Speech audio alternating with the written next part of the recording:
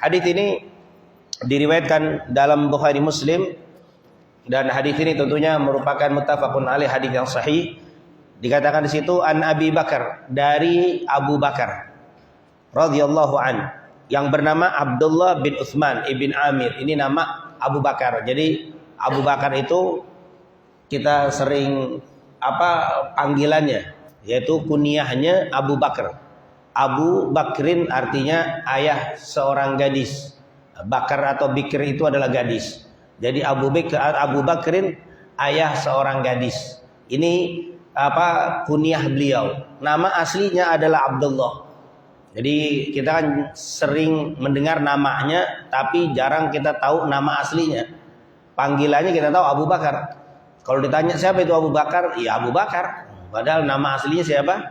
Abdullah ibn Utsman ibn Amir ibn Umar ibn Ka'ab ibn Sa'ad ibn Taim ibn Murrah ibn Ka'ab ibn Lu'ay ibn Ghalib al-Qurashi at-Taimi. Beliau Al-Imam Nawawi rahimahumullah menyebutkan namanya dengan sanad yang lengkap dengan kakek-kakek beliau, karena nama beliau pertama kali disebutkan di dalam hadis ini. Jadi nama Abu Bakar dari hadis-hadis sebelumnya tidak ada hadis riwayat Abu Bakar. Jadi kalau kita lihat dari awal hadis kitab Riyadhus Shalihin, tidak ada hadis yang diriwayatkan oleh Abu Bakar kecuali ini, hadis yang pertama. Maka wajar kalau beliau menuliskan lebih panjang agar kita kenal. Mungkin nanti kalau kita ketemu riwayat Abu Bakar, nggak mungkin disebutkan sepanjang itu. Paling an Abi Bakrin radhiyallahu anhu qala Rasulullah. Sudah. Kenapa? Karena sudah disebutkan namanya secara lengkap. Ini kata para ulama. Kenapa kok namanya disebutkan sampai Abdullah bin Utsman bin Amir bin Umar ibn Ka'ab ibn Sa'ad ibn Taim, disebutkan panjang. Karena ini tempat pertama kali disebutkan nama Abu Bakar As-Siddiq, sehingga kita kenal. Yang kedua, untuk mengetahui bahwa semua sahabat, nama mereka itu kalau disebutkan panjang terus. Kalau diteruskan bisa sampai ketemu Ismail alaihissalam. Bisa ketemu. Kenapa? Karena memang orang Arab sudah biasa setiap keluarga mereka itu menghafal nama dari bapak dan kakeknya. Jadi jangan meragukan, benar nggak nih namanya Abdullah bin Utsman bin Amir bin Umar bin Sa'ad. Kan zaman dulu belum ada catatan. Zaman dulu belum ada buku nasab. Kok bisa? Ya, karena orang Arab itu ada dua model pencatatan. Yang pertama buku nasab. Jadi mereka dicatat di nasab. Yang kedua mereka hafal. Jadi tanpa buku pun mereka sudah hafal. Kalau ditanya namanya, nggak mungkin dia nyebutin saya namamu Muhammad. Terus bapak nggak tahu, nggak mungkin. Muhammad bin Fulan bin Fulan bin Fulan itu standar 5-6 apal. Itu hal yang hal yang biasa bagi bangsa Arab. Karena memang tidak ada orang yang memberikan perhatian kepada nasab melebihi bangsa Arab. Jadi bangsa Arab ini merupakan bangsa yang paling menjaga tentang nasab. Jadi jangan kaget ketika nama beliau disebutkan Abdullah bin Utsman bin Amir bin Umar ibn Ka'ab ibn Sa'ad ibn Taim ibn Murrah ibn Ka'ab ibn Lu'ay ibn Ghalib al-Qurashi. Itu kalau zaman dulu mungkin kita akan ragu, kok tulisannya kan nggak ada menulisnya. Tapi sekali lagi mereka ini sudah menjadi kebiasaan anak-anak mereka itu menghafal nama-nama bapak-bapak mereka. Oleh karena itu kita tidak boleh meragukan nasab ini. Jangan bilang ada nggak bukti referensi yang menyebutkan Abdullah bin Utsman bin Amir bin Umar punya nama bapak kakeknya siapa? Abu Bakar. Tidak diperbolehkan. Karena memang kata Imam Malik, al-aslu pada dasarnya nasabul mu'min mu'taman. Pada dasarnya nasab orang mukmin itu dipercaya, tidak boleh diragukan. Kecuali orang ini tiba-tiba ngaku anaknya bapak kita. Bapak kita udah meninggal, tiba-tiba datang orang kebetulan mau bagi waris, nongol, saya anaknya bapak fulan. Nah, ini perlu ditanyakan, nasab dari mana? Kok bisa jadi anak bapak saya nih, karena mau bagi waris nih. Nah, ini perlu diteliti. Atau ketika dia tiba-tiba mau minta anak saya atau anak kita perempuan, seorang laki-laki datang minta anak putri kita, maka perlu diteliti. Siapa nih? Bapaknya siapa? Keluarganya mana? Itu boleh. Tapi kalau tidak ada keperluan, tidak boleh meneliti nasab orang. Tiba-tiba iseng satu orang namanya, bapak kamu siapa? Fulan. Diteliti, bener nggak nih? Coba dicek. Kalau nggak ada aktenya nggak bener nih. Jangan-jangan anak zina. Wah ini itu tidak boleh meneliti kecuali ada keperluan. Karena pada dasarnya setiap nasab itu dipercaya.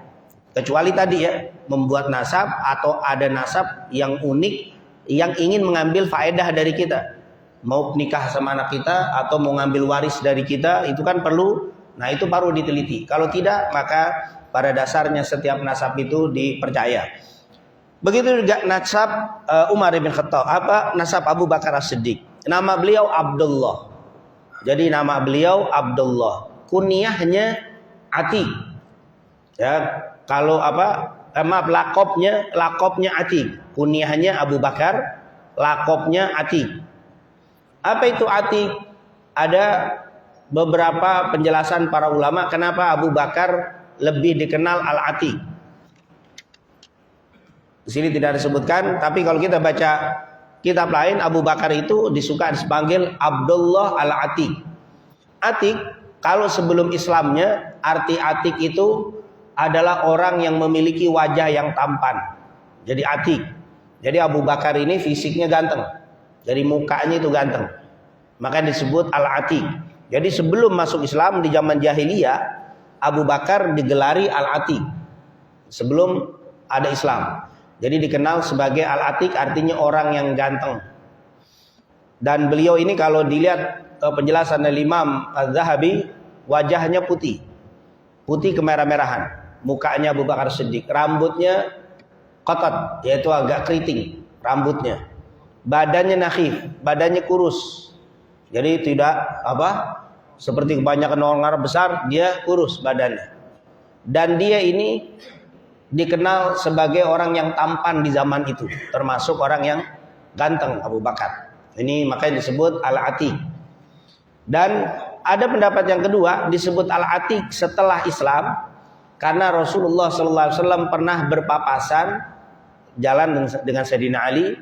Pas ngelihat ada Abu Bakar Siddiq, maka kata Sayyidina Ali, "Ya Ali, idza arata an tandura ila atiqin nar fandur ila Abi Bakrin." Ali, kalau kamu pengen ngelihat orang yang sudah dimerdekakan dari api neraka, lihatlah Abu Bakar. Jadi Atiq itu orang yang dimerdekakan. Jadi maksudnya apa? Abu Bakar dinamai oleh Nabi Atiq setelah Islamnya karena beliau termasuk orang yang dikatakan oleh Rasul Atiqun nar, orang yang dibebaskan dari api nerakanya Allah. Jadi beda tuh. Atiq di masa sebelum Islam ganteng, tapi Atiq setelah masuk Islam adalah apa? Orang yang telah dibebaskan dari api nerakanya Allah. Makanya kata para ulama, Abu Bakar sudah dijamin masuk surga. Karena Rasulullah bilang, "Man arada an yandura ila atiqin nar, fandur ila Abi Bakrin." Siapa yang pengen ngelihat orang yang sudah dibebaskan dari api neraka, lihatlah Abu Bakar As-Siddiq. Ada yang mengatakan Atiq itu orang yang banyak membebaskan budak. Ada yang menerjemahkan itu. Siapa? Abu Bakar.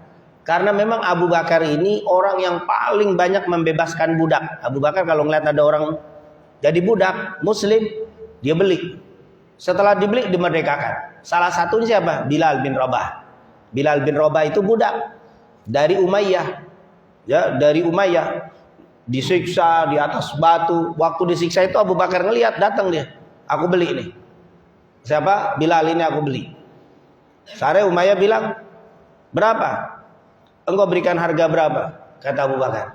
Lalu dikasih harga, langsung dia bayar tanpa ditawar.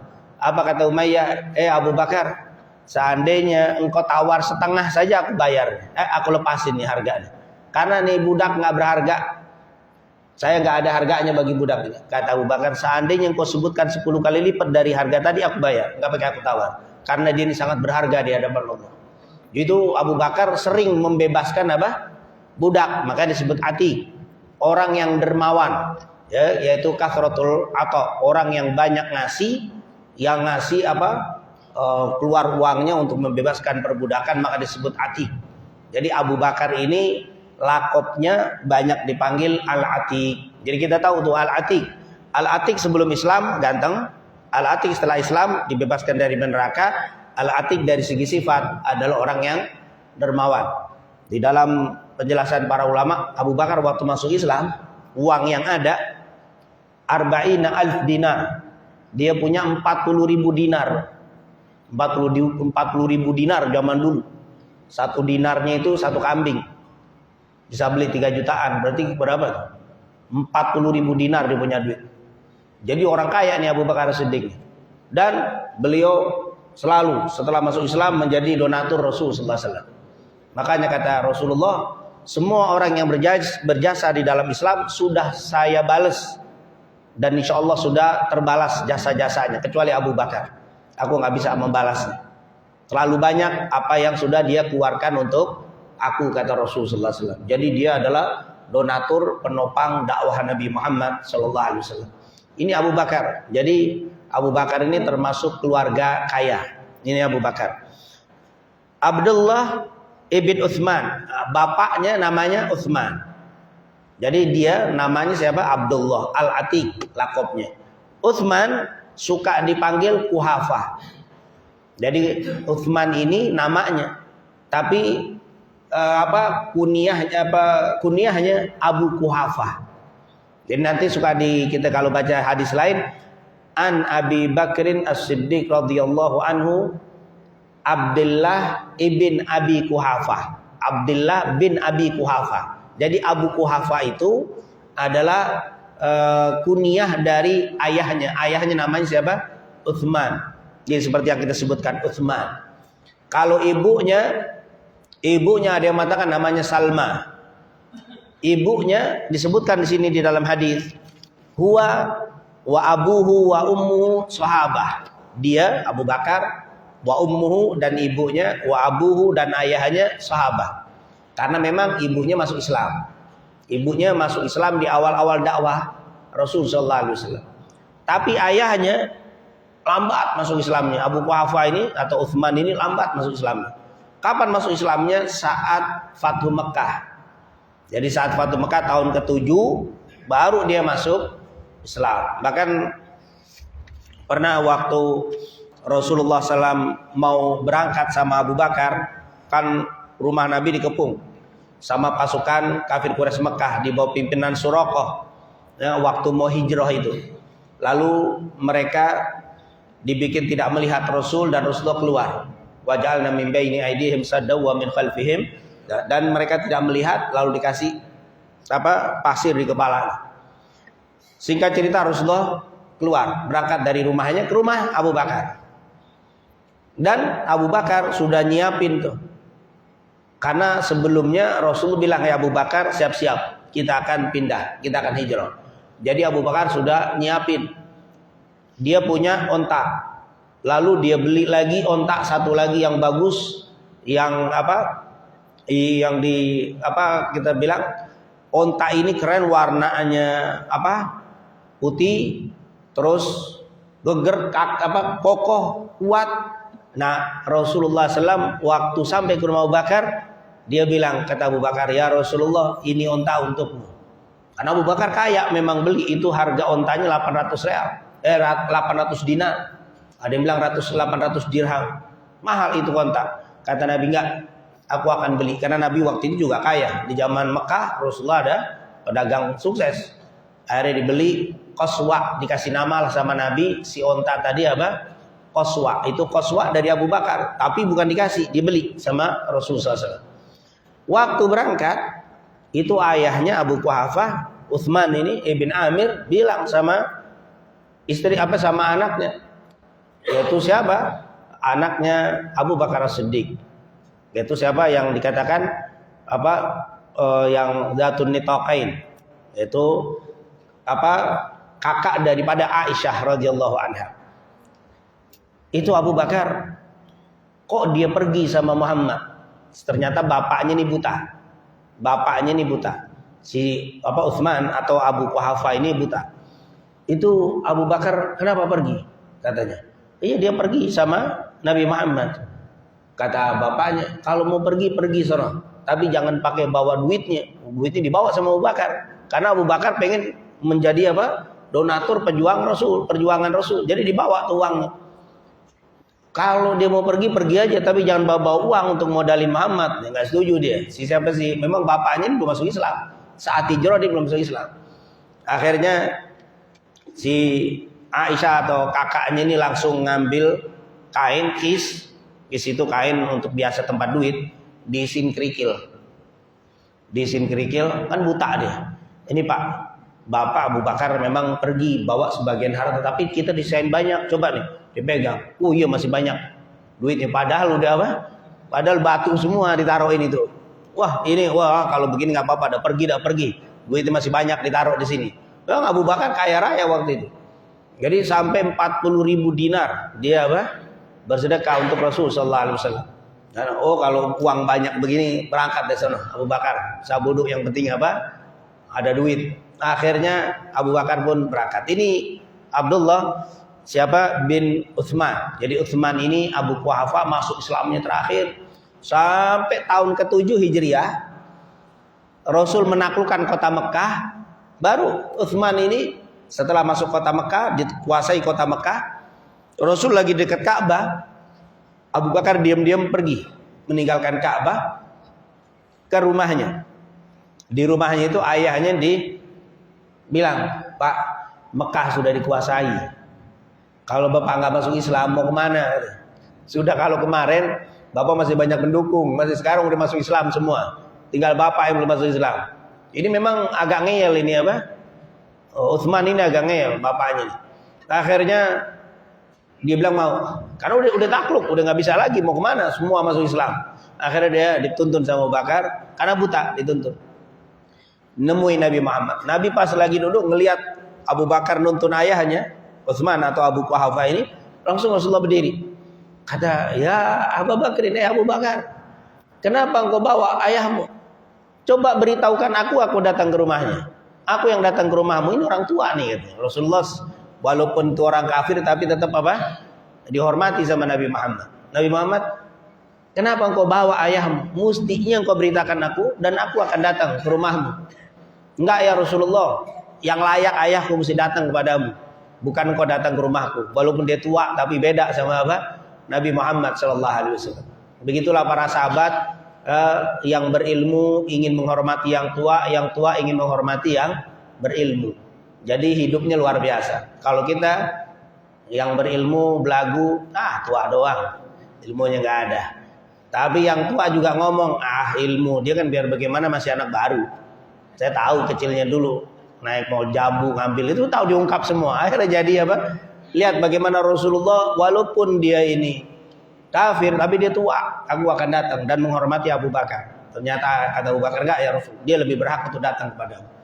Lalu dia masuk Islam. Jadi masuk Islamnya di situ tuh, di Fatu Mekah. Dan akhirnya Utsman ini Abu Quhafa meninggalnya itu belakangan daripada Abu Bakar. Abu Bakar meninggal tahun 13 Hijriah. 6 bulan kemudian Abu Quhafa meninggal.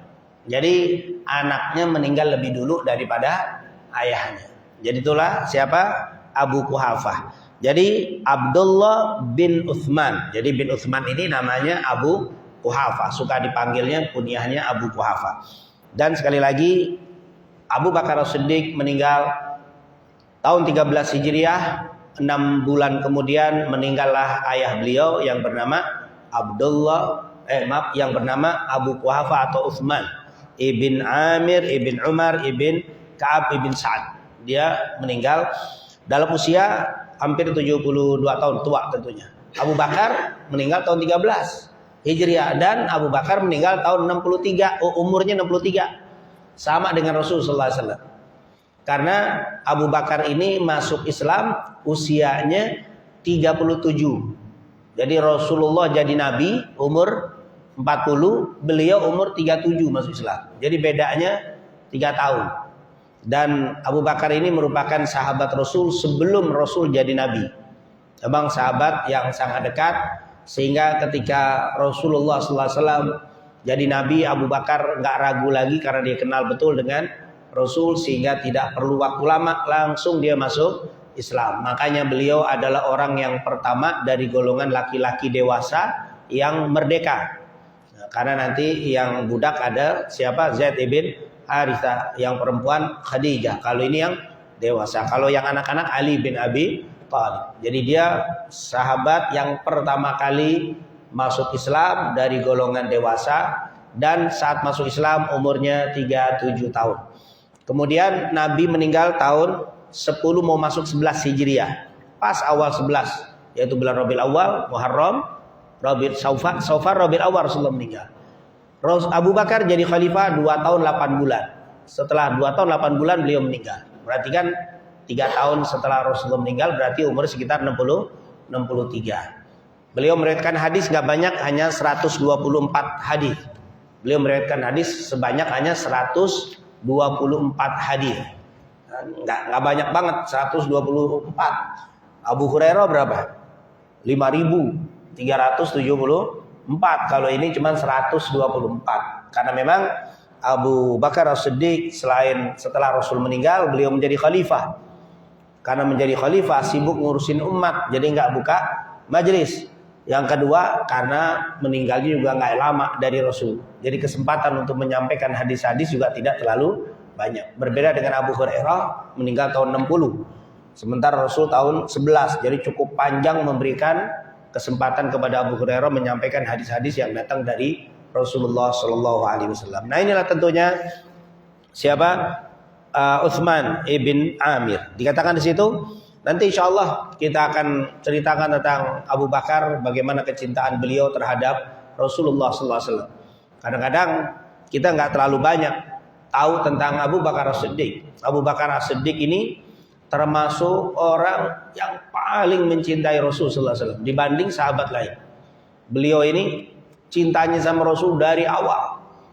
Ini adalah Abu Bakar As-Siddiq. Bahkan beliau pernah melerai ya, ketika Nabi diganggu bahkan dipukuli sama orang kafir Quraisy Mekah, beliau yang maju untuk melerai pemukulan kepada Nabi, dan akhirnya beliau yang dipukuli sampai tidak sadarkan diri.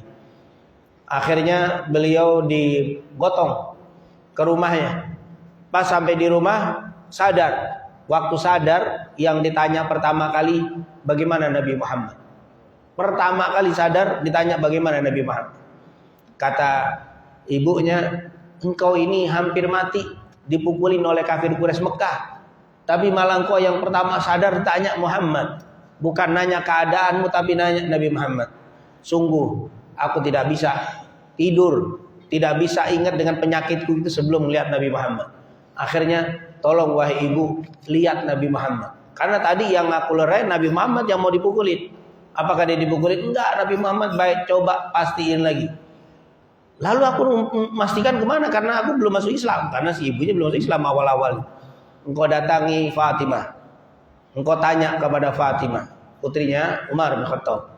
Karena dia termasuk orang masuk Islam sebelum Darul Arqam. Masih baru-baru masuk Islam. Nanti kalau engkau temui Fatimah, minta ketemu Rasul. Pengen coba engkau lihat aja keadaan. Karena Abu Bakar udah nggak bisa jalan. Badannya udah nggak berbentuk, sudah apa? Berdarah-darah, kakinya diinjak-injak nggak bisa bangun. Akhirnya ibunya datang ke Fatimah, kemudian dari situ dia panjang kisahnya. Waktu datang Fatimah nanya Rasul juga, Fatimah takut, wah saya nggak tahu tentang Rasul, karena khawatir ini mau membunuh Nabi, karena masih belum beriman ibunya. Enggak, aku disuruh Abu Bakar menemui kamu untuk melihat Rasul. Dengar begitu baru Fatimah mau nganterin menemui Rasul. Pas melihat Rasulullah dalam keadaan baik, langsung dia pulang. Sungguh Rasulullah dalam keadaan sempurna, tidak luka sedikit pun. Nah, kata sungguh Rasulullah tidak luka sama sekali. Baru dia bilang, demi Allah, sakitku ini tidak terasa ketika aku mendengar kabar Rasulullah dalam keadaan apa? Sehat walafiat. Subhanallah. Sakitnya hilang ketika mendengar Rasulullah dalam keadaan sehat walafiat. Itulah orang yang cinta ya. Orang cinta itu, orang yang dicintai sehat, dia sakit nggak merasa udah. Yang penting yang dicintainya apa?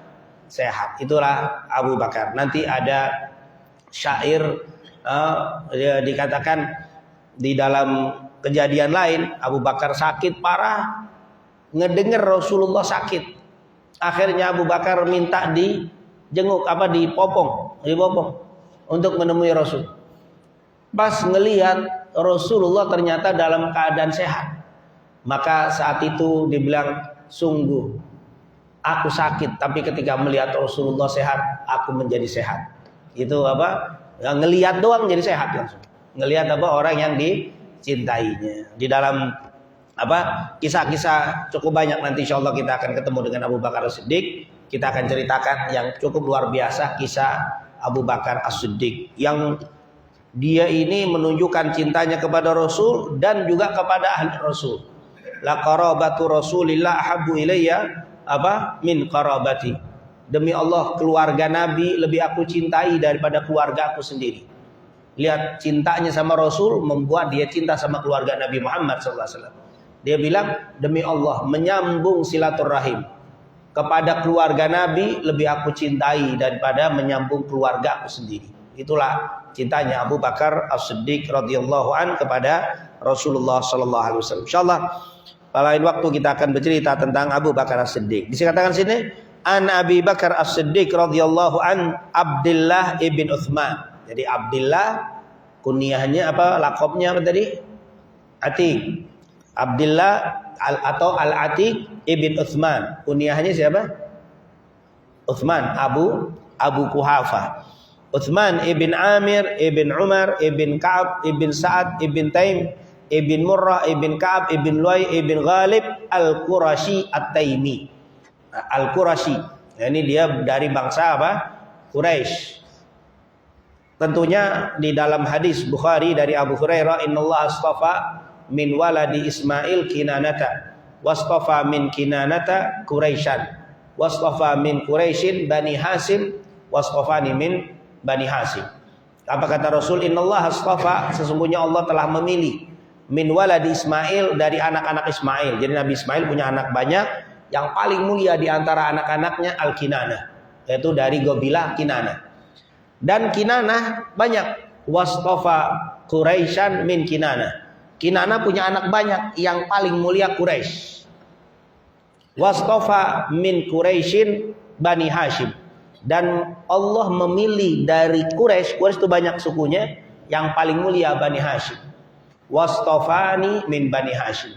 Dan Allah memilih aku dari Bani Hashim. Jadi setiap Bani Hashim pasti Quraisy, tapi tidak setiap Quraisy Bani Hashim.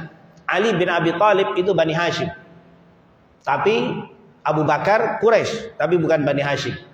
Jadi nggak setiap Quraisy itu Bani Hashim, tapi setiap Bani Hashim itu adalah Quraisy. Makanya nanti di dalam bab kafaah, di dalam pernikahan terjadi khilaf. Quraisy bisa nggak sekufu apa tidak dengan Bani Hashim? Jumhur ulama mengatakan sekufu. Kenapa? Arab dengan Arab, Quraisy dengan Bani Hashim sekufu. Tapi banyak juga ulama yang mengatakan Quraisy dan Bani Hashim tidak sekufu. Karena Bani Hashim adalah suku Quraisy yang paling mulia. Terlebih lagi dari Bani Hashim, dari sullah Nabi Muhammad. Karena dia apa? Wastafani min Quraisyin. Dia bilang aku dipilih dari Bani Hashim, dari Quraisy, dan aku dipilih dari Bani Hashim. Nah ini tentunya dia Al-Qurashi. Dia itu bangsa Quraisy, ya, tentunya yang sudah diabadikan namanya di dalam surat apa? Liila fi Quraisy, ila fihim rihlatas sita'i wasayf. Ini adalah Quraisy. At-Taimi radhiyallahu an, yaitu meninggal sekali lagi tadi tahun berapa? 13 Hijriah, dalam usia 63 tahun, riwayat hadis 124 hadis. Wa huwa wa ummuhu, wa huwa dan dia, wa abu dan ayahnya, wa ummuhu sahabat. Bapak ibunya adalah sahabat radhiyallahu anhum. Qal, beliau berkata, nadhartu ila aqdamil musyrikin. Nadhartu, aku telah melihat ila aqdamil musyrikin, ke kaki-kaki orang musyrik. Wa nahnu fil ghar, sementara saat itu kami berada di ghar, di apa?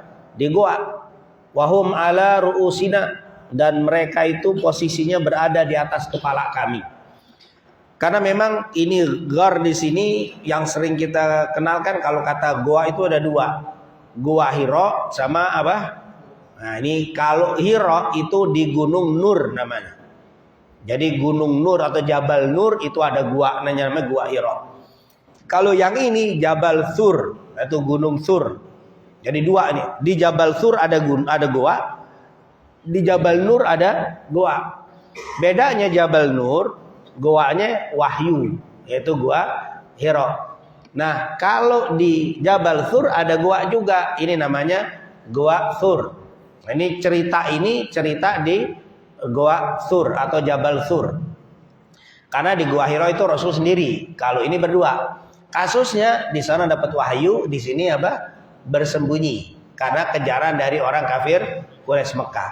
Gunung di Mekah, wah, yang kita pernah datang ke Mekah itu emang kota gunung.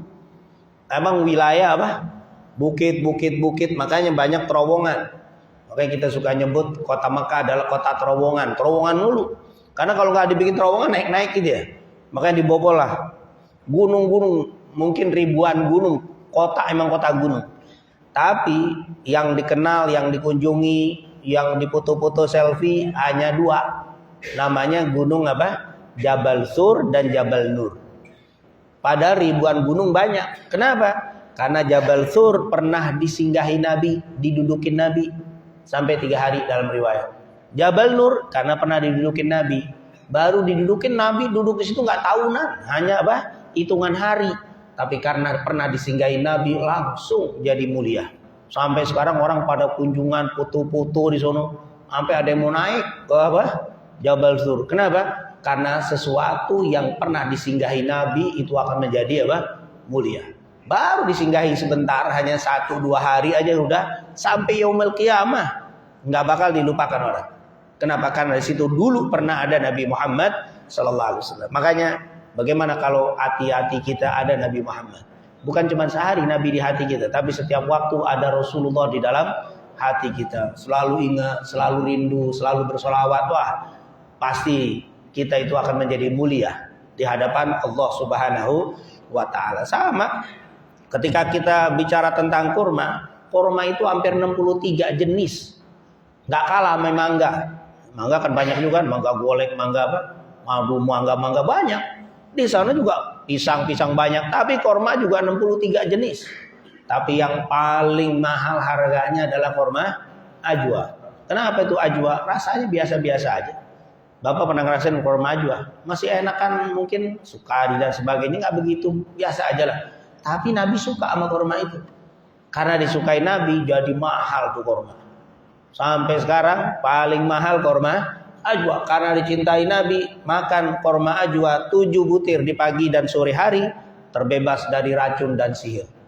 Lihat, dicintai Nabi berubah. Padahal kurma belum pernah apa? Sholat, belum pernah sedekah, belum pernah ngaji. Dicintai Nabi jadi. Bagaimana kalau kita yang dicintai Nabi Muhammad SAW? Kalau kita dicintai Rasul, ya Allah, kita bakal jadi mulia.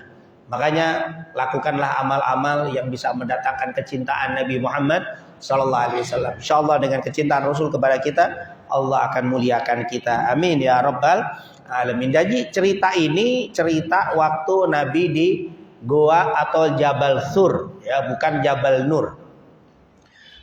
Jabal di Goa itu, maaf kalau kita ke goa-goa ini, jangan dibayangin goa kayak goa di Pamejohan, masuk dalam gede.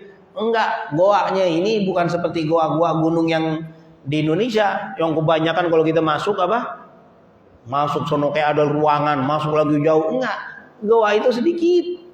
Kalau kita ke Jabal Nur, ya Allah, goanya cuman masuk ke sini, nempel sini doang, segini doang. Kalau ngelihat begitu kelihatan.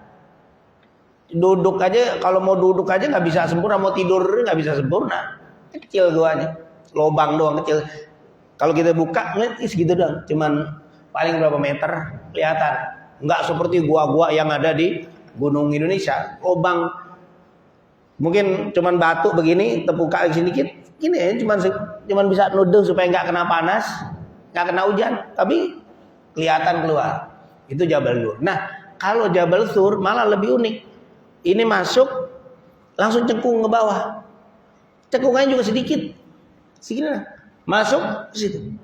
Jadi pintunya itu dia, kalau kita begini, kepala orang apa? Kelihatan karena di ke bawah.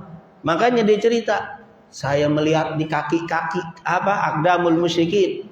Nadhartu ila aqdamil musyrikin. Saya lihat tuh kaki-kaki orang musyrik. Karena kakinya kelihatan. Karena kalau dia lubang itu kita masuk begitu. Jadi dia di bawah. Jadi kalau mereka berdiri kakinya kelihatan. Dikatakan di situ, nadhartu ila aqdamil musyrikin wa nahnu fil ghar. Saya lihat kakinya. Kenapa ngeliat kaki? Karena dia di bawah. Jadi bukan di atas, ngeliat ke bawah. Wahum ala ru'usina, mereka sejajar dengan kepala kami. Ya, karena memang goanya itu begitu ke dalam. Jadi kepala sejajar dengan kaki mereka. Fakultu, aku bilang, ya Rasulullah, lau anna ahadahum, coba ya Rasul, seandainya satu aja di antara mereka nadhara tahta gadameh, dia ngelihat aja ke kakinya, kan di atas tuh. Kalau ngeliat ke kaki aja kelihatan tuh. Dikatakan apa? La absarana, pasti dia ngelihat kita. Cuman dia ngelihatnya ke atas nih. Ngeliatin apa? Tuh gua lubang kecil masuk ke dalam. Seandainya dia ngeliat begini aja kelihatan. Kata Abu Bakar, ya Rasulullah, kalau dia ngelihat ke bawah aja, ngelihat ke kakinya, nggak usah ngintip begitu, ngelihat kakinya aja. La absarana, pasti dia akan melihat kami dan mereka akan membunuh kita karena mereka ingin apa? Membunuh. Abjab Nabi Muhammad SAW, ma dhannuka, apa yang kau kira, apa yang kau sangka wahai Abu Bakar, ya Abu Bakrin, bithnaini, dengan dua orang, Allahu thalithuhuma, dan Allah yang ketiganya. Kita berdua dan Allah apa? Yang ketiganya. Maksudnya apa? Yakin Abu Bakar, kita ini nggak berdua, ada apa? Ada Allah. Makanya hadis ini dimasukin di bab yakin dan tawakal. Allah ada bersama kita, nggak usah takut, nggak bakal dilihat. Kenapa? Allah melindungi kita. Nah, kenapa tuh mereka nggak ngelihat? Nanti dalam riwayat ternyata di lubang-lubang itu ada laba-laba. Itu kan riwayat-riwayat dari Imam Ahmad ceritakan ada laba-laba. Makanya mereka nggak mungkin nih. Kenapa mereka nggak ngeliat ke bawah? Karena ada laba-laba sarangnya. Kalau ada rumah laba-laba begitu nggak mungkin ada orang. Dalam riwayat nanti ada burung yang bertelur di depan pintu, nggak mungkin kalau ada. Makanya mereka nggak perlu Nah, itu tentunya Allah berikan sebab-sebab yang membuat mereka tidak nunduk ke bawah dan akhirnya mereka tidak melihat dan loloslah Nabi kita Nabi Muhammad sallallahu alaihi wasallam. Dan ini tentunya hadis yang singkat ini sangat-sangat banyak pelajaran yang bisa kita petik. Di antaranya yang pertama, kita diperintahkan untuk ikhtiar. Nabi Muhammad waktu mau dibunuh di ikhtiar, dia lari ke gunung, ke Jabal Thur. Itu tempat yang tinggi, lalu dia nyari kesembunyian. Nah, itu berarti adanya ikhtiar. Jangan, yakin insyaallah gak bakal ketangkep, jalan tenang-tenang aja. Wah, enggak, ternyata Rasulullah ada ikhtiar. Kita pun begitu, ada ikhtiar. Kalau kita mau dapat rezeki, ikhtiar. Kita mau dapat ilmu, ikhtiar. Kita ada ikhtiar. Ini kan berkaitan dengan tawakal. Dan makna tawakal itu bukan pasrah begitu saja, tapi ada ikhtiarnya, ada usahanya. Nabi lari, naik qaswa, naik kuda, naik onta yang luar biasa, sampai di tempat yang tinggi bersembunyi, itu luar biasa. Dan Asma, yaitu putri Abu Bakar As-Siddiq, yang ngirim makanan nanti, yang maka disebut datun nitaqain, yaitu yang membelah kainnya menjadi dua untuk ngantar makanan Rasul lewat jalan begitu, nganterin makanan di 3 hari. Dalam riwayat Senin, Selasa, Rabu, Kamis baru bergerak Rasulullah SAW. Artinya adanya ikhtiar. Memang tawakal itu wajib, tetapi tidak sempurna tawakal tanpa ikhtiar. Yang kedua, menunjukkan bahwa tadi segala sesuatu kalau ada Nabi akan menjadi mulia. Ini gara-gara ditempati Nabi Muhammad hanya 3 hari, tapi mulianya sampai yaumul qiyamah. Setiap orang datang, bahkan selfiean lagi sama gunung, padahal nggak pernah naik juga ke atas. Tempatnya tinggi tempatnya. Kalau naik itu bisa 1,5 jam lah. Itu kelas muda. Kalau kelas 2 bisa 3 jam. Kelas 1,5 jam. Saya sendiri kalau diajak naik nggak ada apa. Kalau naik ya saya tungguin di hotel aja. Nungguin 1,5 jam. Jauh, tinggi. Dan itu luar biasa. Rasulullah SAW tahu. Yang ketiga, hikmahnya bahwa Rasulullah itu sangat perhatian dengan lingkungan. Jadi Rasulullah tahu di mana tempat-tempat yang ada goa, di tempat-tempat yang bisa sembunyi. tempat-tempat untuk duduk-duduk. Rasulullah tahu Gua Hira. Itu belum pernah ada orang naik ke gua itu. Di Jabal Nur itu belum pernah ada orang duduk situ. Nabi tahu. Jabal Thur, Abu Bakar nggak tahu, tapi Rasul tahu. Itulah Rasulullah SAW ternyata memang peduli lingkungan dan mengenal lingkungannya. Nah, ini luar biasa bagaimana Rasulullah SAW mengajarkan kepada kita untuk tidak cuek terhadap lingkungan kita. Kita harus orang sini ya paling tidak harus mengerti apa. Jangan sampai orang sini, Pak mau ke sini Pak masjid, waduh ada nggak masjid di sini ya? Padahal nanya orang masjid di depan masjid nggak tahu di sini. Wah lingkungan itu apa? Harusnya kita sebagai orang lingkungan mengenal. Rasulullah SAW itu mengenal lingkungan. Yang keempat, kemuliaan Abu Bakar As-Siddiq. Ini kemuliaan Abu Bakar As-Siddiq. Rasulullah SAW mengatakan, "Ma dhannuka ya Abu Bakar bithnaini Allahu thalithuhuma." Abu Bakar, apa yang kau sangka dengan dua orang? Itu kalimat bithnaini, dengan dua orang, digandengkan aku dengan Rasul, kata Abu Bakar As-Siddiq. Ini sesuatu yang apa? Istimewa. Wah, digandengin sama Nabi Muhammad. Itu siapa Abu Hurairah itu pernah dia 3 hari cuman minum nggak ada makan. Akhirnya sekali waktu Rasulullah dapat kurma, dikumpulilah ahli suffah. Ahli suffah ini orang-orang miskin di Masjid Nabawi. Lalu mereka dikasih makan. Singkat cerita itu makan Abu Hurairah di sebelah kanannya, tapi karena sebagai pimpinan ahli suffah disuruh ngasih muterin makanan. Dalam riwayat air, padahal susu 1 gelas, susu cuma 1 gelas, disuruh minum satu-satu. 63 orang, Abu Hurairah yang ke 63, 60 orang susu nggak berkurang. Berkat apa? Mukjizatnya Rasul. Wa minha takthirul qalil. Nanti kalau kita baca di Sibtud Duror saja itu, di kitab Syama'il itu kan ada kan, bahwa di antara mukjizatnya Rasul takthirul qalil, bisa memperbanyak yang sedikit.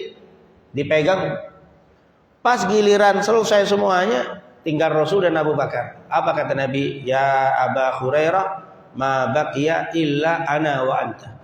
Abu Hurairah nggak tersisa yang minum kecuali tinggal kita, tinggal saya dan kamu. Apa kata Abu Hurairah? Hilang haus saya. Digandengin saya dengan siapa? Dengan Rasul, katanya tidak tersisa kecuali saya dan kamu. Dengar kalimat saya dan kamu, hilang haus, nggak minum nggak apa-apa, udah apa? Cukup girang saya digandengin sama Nabi Muhammad sallallahu alaihi wasallam. Abu Bakar dibilang, "Ma dhannuka ya Abu Bakar bithnaini Allahu thalithuhuma." Ini luar biasa menunjukkan kemuliaan Abu Bakar As-Siddiq radhiyallahu an, dan menjadi i'tiqad ahli sunnah wal jamaah, afdhalun nas ba'dan Nabi sallallahu alaihi wasallam, sebaik-baiknya manusia setelah Abu Bakar setelah Rasulullah adalah Abu Bakar As-Siddiq radhiyallahu an. Ini adalah i'tiqad dari ahli sunnah wal jamaah. Rabbana taqabbal minna innaka antas samiul alim wa tub alaina innaka antat tawwabur rahim. Allahumma inna nas'aluka ilman nafi'an wa rizqan thayyiban wa amalan salihan maqbula. Rabbana atina fid dunya hasanah wa fil akhirati hasanah wa qina adzabannar. Wa sallallahu ala sayidina Muhammadin wa ala alihi washabbihi wasallam. Walhamdulillahi rabbil alamin. Subhanakallahumma wa bihamdika asyhadu an la ilaha illa anta astaghfiruka wa atubu ilaik. Lebih kurangnya assalamualaikum warahmatullahi wabarakatuh.